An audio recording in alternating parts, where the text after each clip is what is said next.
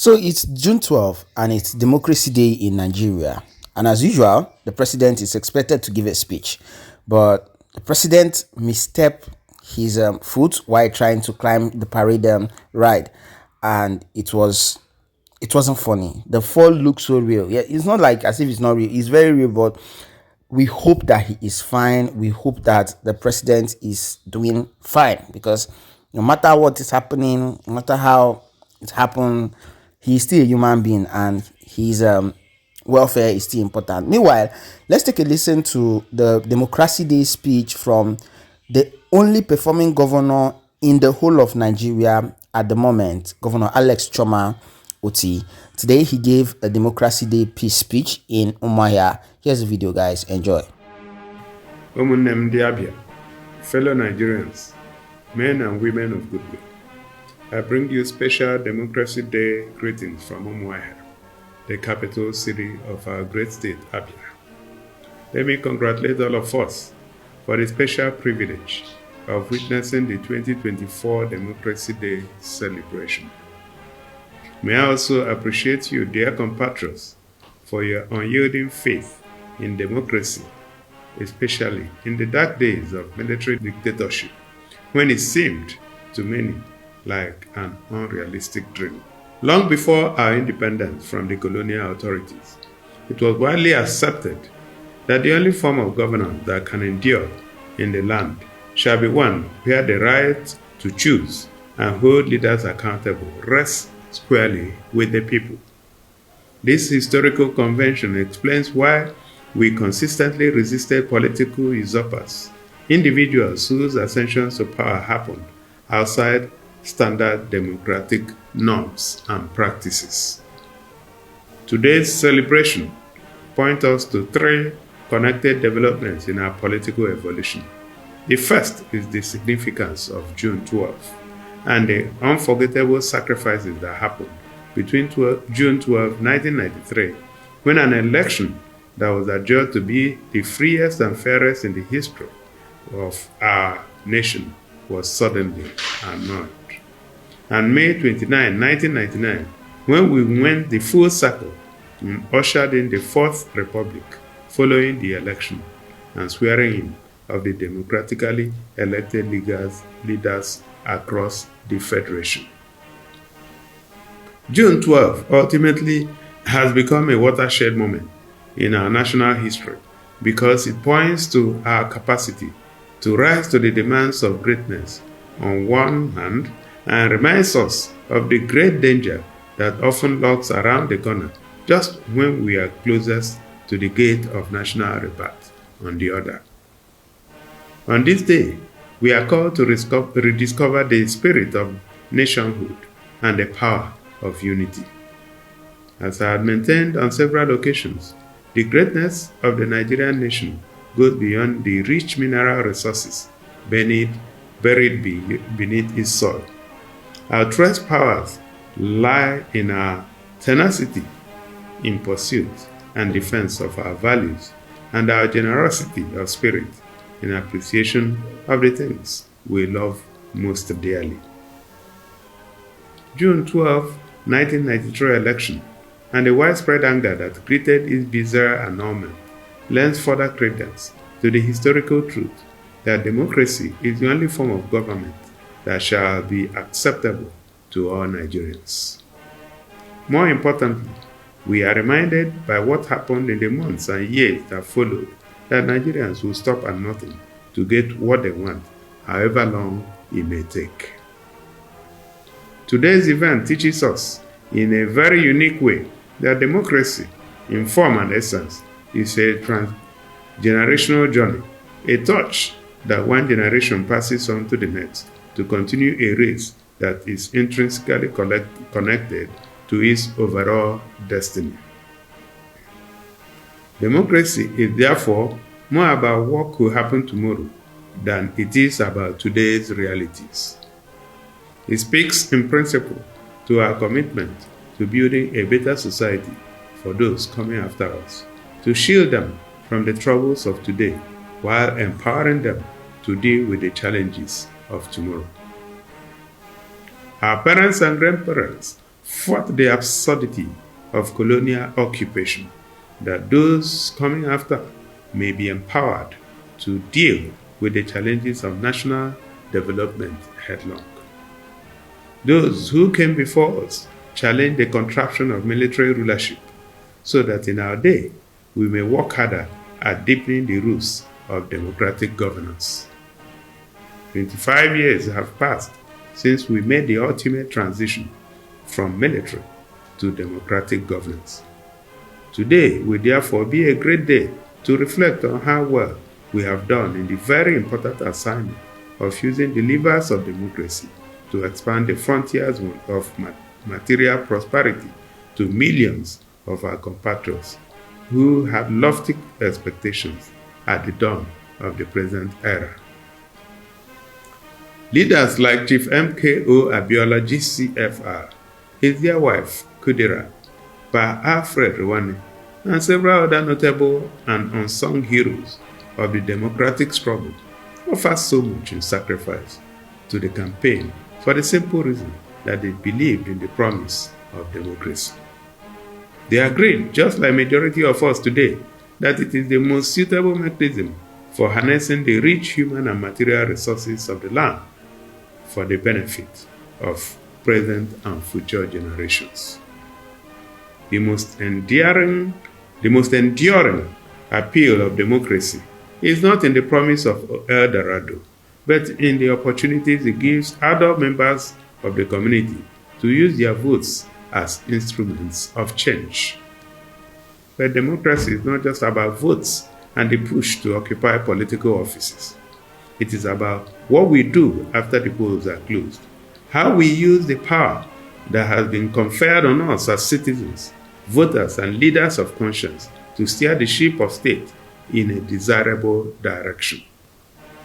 To be clear, it is not every time that democracy fulfills our expectations. When done right, however, democratic outcomes inevitably reflect the will of the majority. Even then, the minority are always guaranteed to have their say and ultimately get another opportunity to sell their ideas in the future. In Abia, we have come a long way as we walk the democratic path, lending our voices to the most important issues of the day since the colonial times, casting our ballots for leaders that captivate our imagination, and protesting decisions we find incongruent with our views. At the dawn of the Fourth Republic, we were optimistic that we shall reach the promised land in good time and reclaim our place in the sky as a community of diligent and resourceful people. Our commitment to excellence is the reason Abians excel in all fields of human calling, creating innovative solutions and ultimately making the world a better place for everybody. Individually, we were champions and heroes, but as a state, we found it difficult to answer very disturbing questions about our place in the development ladder. We were mocked for our failures, and expectedly, many found a sharp contrast between our potential and the reality difficult to reconcile. How can a state be so blessed and yet remain uninspiring on very critical frontiers of development?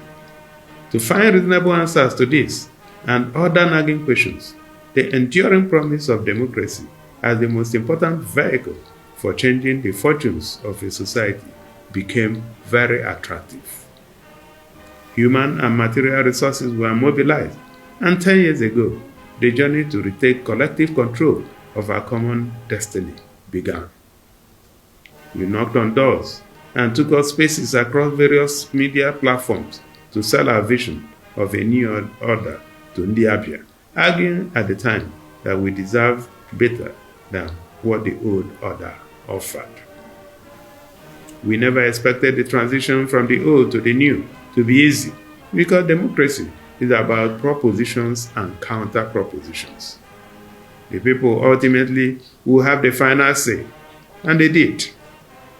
The majority believed in our cause, but the powers that were at the time had other ideas. The aim was to dampen our faith in democracy, but we refused to surrender. We kept pushing, and in time, the resistance withered and the will of the people prevailed. Our victory in 2023 was not essentially about any particular individual. It is about Abia, the men and women who never lost faith in democracy, who never stopped believing and stood their ground until victory was achieved. Today we celebrate the tenacity of our people and the enduring belief in the superior position of democracy. Because we believed, Abia has become a model democratic society where the leadership is absolutely accountable to the people, not to a tiny cabal of godfathers. Great things are happening, and millions of Abians at home and in the diaspora are genuinely proud of the transformation that has taken place over the past 12 months. Whether it is the reconstruction of long-abandoned roads in different parts of the state, the rapid push to rid the city centers of mountains of refuse and make our urban centers more habitable, the efforts to reclaim several communities from the hold of criminals, and the return to regular payment of salaries and pensions, none of it could have happened outside the wheels of the democratic process. As I mentioned earlier, democracy is never about making the perfect leadership choice, but a progressive push to find leaders with superior development propositions. We made a great leap in 2023 to welcome a new party and a new set of leaders whose philosophy of development resonated more with the common man in all parts of the state. The various development projects we initiated since May 29 last year are pathways to a better future for our hardworking population. Businesses that left the state following a long period of infrastructure collapse and abandonment are returning. New investments are springing up simply because the investors have gotten a signal that excites them. Our target is to create millions of new jobs for the young people, support our local entrepreneurs to dream bigger, and ultimately tackle the menace of poverty. We will make Abia a prime destination for all who seek superior rewards for every legitimate investment in efforts and resources.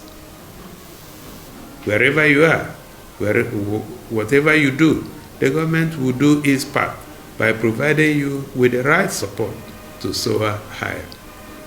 For us in the Labour Party, our conviction is that democracy thrives best in the prosperity and welfare of the common man. The last 25 years have been very challenging, and many are understandably losing faith in the promises of democracy.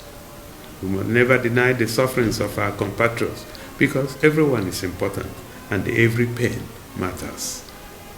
As a government, we shall continue to do the best we can within the limits of available resources to cater for everyone by providing the right structures to support the labor of our general population without ignoring the material needs of those who, for one reason or the other, are unable to fend for themselves.